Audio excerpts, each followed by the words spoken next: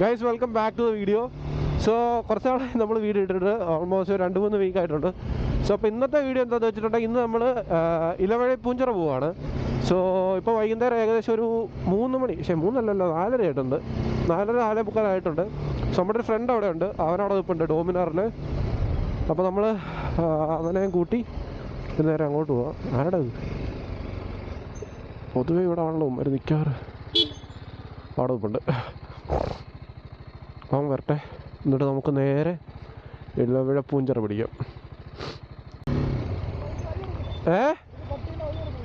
ഇങ്ങനെയാന്ന് തോന്നുന്നു.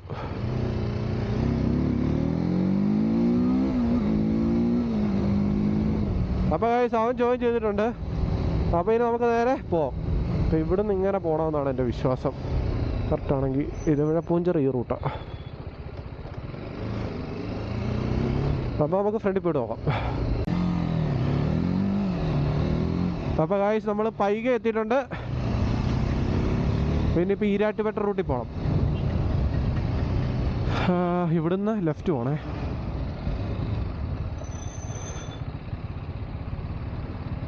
അയ്യോ ലോറി.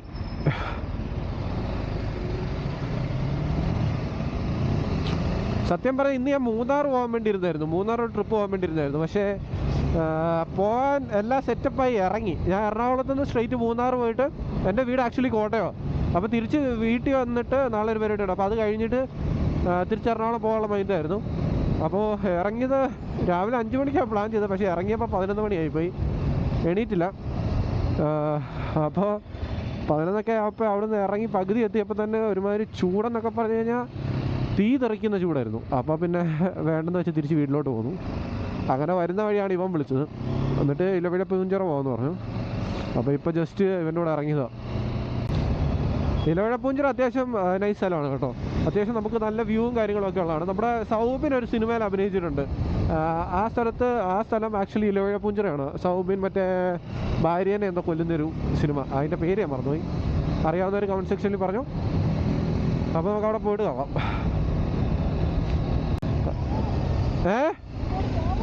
ഇല്ല ഇവിടെ ഒന്നുമില്ല, ഈ ഏരിയയിലേ ഇല്ല. ഈ വണ്ടിയുടെ എക്സോസ്റ്റ് നോട്ട് ആക്ച്വലി പൊളിയാണ് കേട്ടോ. പൊളിയെന്ന് വെച്ചാൽ പൊളിയാണ്. കാര്യം അതൊരു കൈൻഡ് ഓഫ് ഒരു ഗ്രണ്ട് ഫീലാണ്. നമുക്കൊരു ലോ RPM ഒന്നും പോകുമ്പോൾ അത് ഫീൽ ചെയ്യില്ല. ഒരു 5000-6000 RPM വരുമ്പോൾ അതിൻ്റെ സൗണ്ട് അങ്ങ് കേട്ടങ്ങ് ആ റിതം കേട്ടിങ്ങനെ ഓടിക്കാൻ തന്നെ കിടിലമാണ്.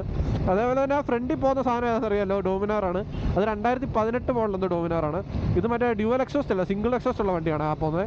അതിൻ്റെ സൗണ്ട് കിടിലമാണ്.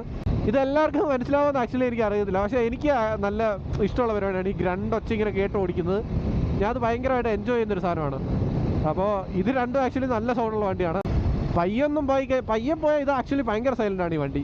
കുറച്ച് കൈ കൊടുക്കണം. ഒരു 5000-6000 RPM ഒക്കെ കഴിഞ്ഞ് ഒരു 90 km സ്പീഡിലോട്ടൊക്കെ കയറുമ്പോഴത്തേനും നമുക്ക് ശരിക്കും ഫീൽ ചെയ്യാൻ പറ്റും. അതിൻ്റെ ആ എക്സോസ്റ്റിൻ്റെ സൗണ്ടേ കംപ്ലീറ്റ്ലി മാറി ഒരു ഭയങ്കര വേറെ ലെവൽ ഒച്ചയാവും. അതുപോലെ ഇതിപ്പോൾ അർബൻ മോഡിലാണ്. സ്പോർട്സ് മോഡിൽ ഇട്ട് കഴിഞ്ഞാൽ വേറെ ഒരു സൗണ്ടാവും. അത് കേൾക്കാൻ നല്ല രസമുള്ളൊരു സൗണ്ടാണ്. നമുക്ക് വേറെ എക്സോസ്റ്റോ അല്ലെങ്കിൽ ഭയങ്കര അരോചകമായിട്ടുള്ള സൗണ്ടൊന്നും അല്ല. ഞാൻ കണ്ടിട്ടുണ്ട് SC പ്രൊജക്റ്റ് ഒക്കെ വെച്ച് ഒരുമാതിരി ഭയങ്കര പൊട്ടിച്ച് അത്ര എനിക്ക് താല്പര്യമുള്ള കാര്യമല്ല. പക്ഷെ ഇത് കൈൻഡ് ഓഫ് ഒരു കേൾക്കാൻ രസമുള്ളൊരു എക്സോസ്റ്റാണ്. ഓ ആ പോളോയുടെ അലോയി ഉണ്ടോ? ഇതേത് കാറാ? വാട്ടോ. അപ്പോൾ നമ്മളിപ്പോൾ സ്ട്രെയിറ്റ് ഈരാറ്റുപേട്ടയ്ക്കാണ്.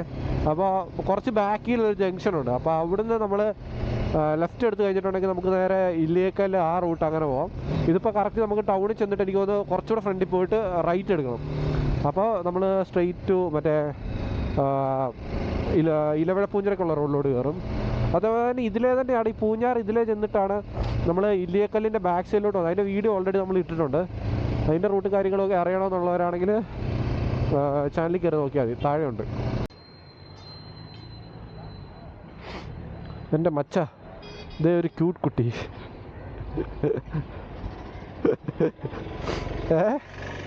മറ്റവനെ പോലെ ചെയ്താലോ? ഇതേ ഒരു ക്യൂട്ട് കുട്ടി. ആടി കിട്ടുന്ന വഴി അറിയത്തില്ല. 22 കിലോമീറ്റർ പോം.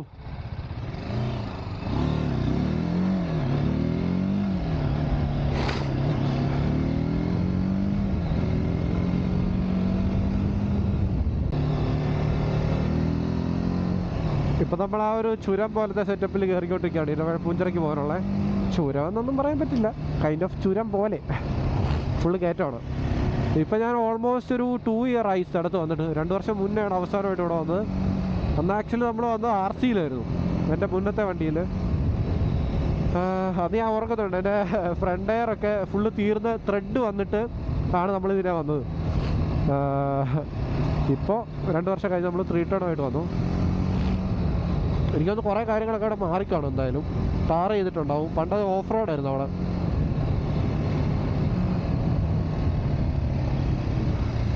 ഓ, കോർണർ ചെയ്യാൻ പറ്റിയ റോഡാ.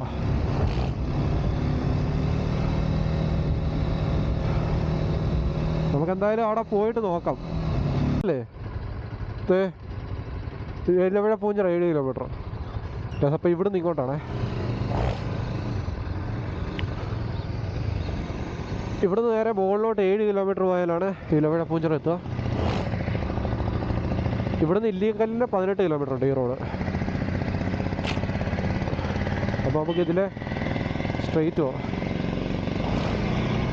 ചില സമയത്തൊക്കെ അവിടെ പോയി കഴിഞ്ഞാൽ നല്ല മഞ്ഞും കാര്യങ്ങളൊക്കെ കാണാം. പക്ഷേ ചില സമയത്തേ ഉള്ളൂ, ആ കറക്റ്റ് സമയത്ത് മഴയൊക്കെ ഉള്ള ടൈമിലൊക്കെ പോവുകയാണെങ്കിൽ കാണാൻ പറ്റും. അല്ലെങ്കിൽ ഇപ്പം നോർമൽ ക്ലൈമറ്റാണ്, വെയിൽ കാര്യങ്ങളൊക്കെയാണ്. ഇപ്പോൾ സമയം 5:30 ആയിട്ടുണ്ട്. അപ്പോൾ കുറച്ചുകൂടെ നിന്ന് കഴിയുമ്പോൾ നല്ല വ്യൂ, ഒരു ജസ്റ്റ് കറക്റ്റ് ടൈമാണ് നമ്മൾ ചെല്ലുന്ന കറക്റ്റ് ടൈമാണ്. ആ സൺസെറ്റും കാര്യങ്ങളൊക്കെ കാണാൻ പറ്റും.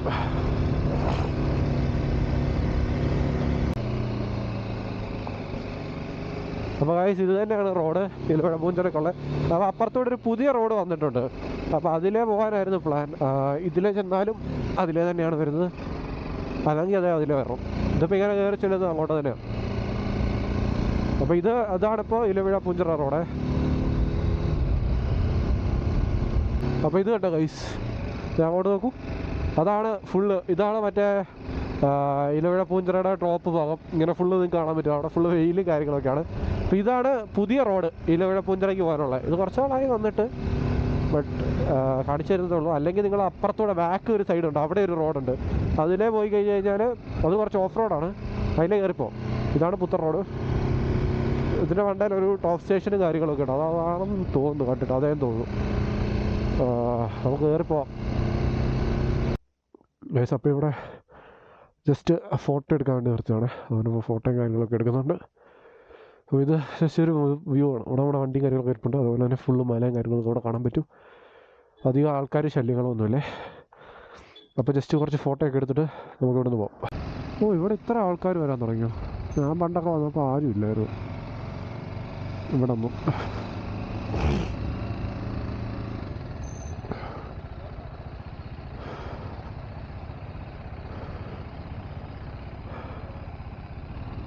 എടാ അങ്ങോട്ടല്ലേ?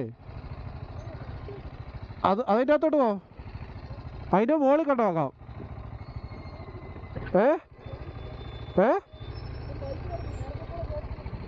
ഞാൻ പണ്ട് അതിലെ ബൈക്ക് കയറ്റിക്കൊണ്ട് പോയിട്ടുള്ളോ ചേട്ടാ? അങ്ങോട്ട് ബൈക്ക് കയറ്റിക്കൊണ്ടോ?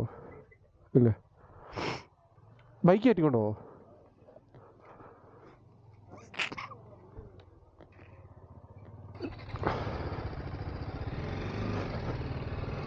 അപ്പോൾ ഗൈസ് ബൈക്ക് കയറ്റിക്കൊണ്ടോ? അതെ, ഓൾറെഡി അവിടെ ബൈക്കും കാര്യങ്ങളൊക്കെ ഇരിപ്പുണ്ട്. അപ്പോൾ എനിക്കൊന്ന് കയറ്റിക്കൊണ്ടോ?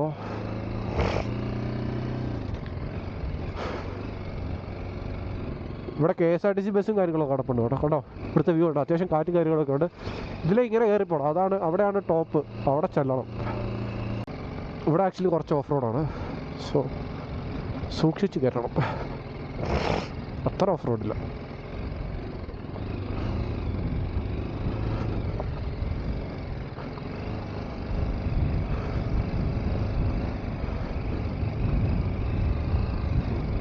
നല്ല കാറ്റ്.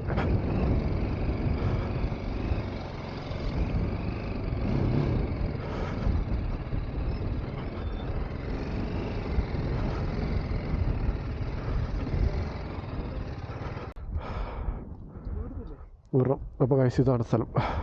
ഞാൻ അവിടുത്തെ വ്യൂ ഒന്ന് കാണിച്ചു തരാം. നല്ല കാറ്റാണ്. ഇതുണ്ട്, ഇത് ഫുള്ള് ഇങ്ങനെ കാണാൻ പറ്റും, ഫുള്ള് മലയും കാര്യങ്ങളൊക്കെയാണ്. ഇത് നമുക്ക് ആക്ച്വലി മുകളിലോട്ട് പോകണം. അപ്പോൾ അവിടെ ചെറുതായിട്ട് സൺറൈസും കാര്യങ്ങളൊക്കെ കാണാം, സോറി സൺസെറ്റ്. അപ്പോൾ ഇത് അത്യാവശ്യം ഓഫ് റോഡാണ്, നമ്മളതുകൊണ്ട് ബൈക്ക് വെച്ചിട്ട് നടന്ന് കയറുന്നത്. അപ്പോൾ ഇവിടെ ജീപ്പും കാര്യങ്ങളൊക്കെ കയറി വരുന്നുണ്ട്. അപ്പോൾ നിങ്ങൾക്ക് നടന്ന് കയറി വരാൻ മടിയുള്ളവരാണെങ്കിൽ ജീപ്പിന് കയറി വരാം. ഇതേപോലെ ജീപ്പ് സർവീസും കാര്യങ്ങളൊക്കെ ഉണ്ടേ. പിന്നെ ഇത് അത്യാവശ്യം ഇപ്പോൾ ഈ മൺസൂൺ അല്ലാത്തതുകൊണ്ട് നല്ല പൊടിയും കാര്യങ്ങളൊക്കെയാണ്. അപ്പോൾ കയറുമ്പോൾ നല്ല പൊടിയും കാര്യങ്ങളൊക്കെ അടിക്കും. ജീപ്പിന് വരേണ്ടവർക്ക് വരാം. ഇവിടെയൊക്കെ തീ കത്തി വരണ്ട് കിടക്കുന്ന പോലെ കിടപ്പുണ്ട് ഓരോ സ്ഥലത്ത്. കാട്ടുതീ പിടിച്ചാണെന്ന് തോന്നുന്നു. ഫോറസ്റ്റുകാർ കത്തിച്ചേക്കുന്നതാന്ന് തോന്നുന്നു. ഇവിടെ വരെ വണ്ടി കയറ്റാൻ പറ്റുള്ളൂ. അവിടെ ബോർഡ് കൊടുത്തിട്ടുണ്ട്, ഇതിൻ്റെ മുകളിലോട്ട് വണ്ടി കയറ്റില്ലെന്ന്. ഇവിടെ ജീപ്പിൻ്റെ പാർക്കിംഗ് എല്ലാം കാണാൻ പറ്റും. ബാക്കിയെല്ലാം നടന്ന് കയറി, നമ്മൾ താഴെ തൊട്ടേ നടന്ന് കയറി വരിക. പറ്റുകയാണെങ്കിൽ ഉച്ചയ്ക്കൊക്കെ കയറി വരാതിരിക്കുക. എന്നാൽ കത്തിപ്പോൾ നിങ്ങളൊക്കെ അമ്മാതിരി വെയിലടിക്കും. ഒരു 6 മണി 5 മണി സമയത്ത് വന്നാൽ മതി അല്ലേ.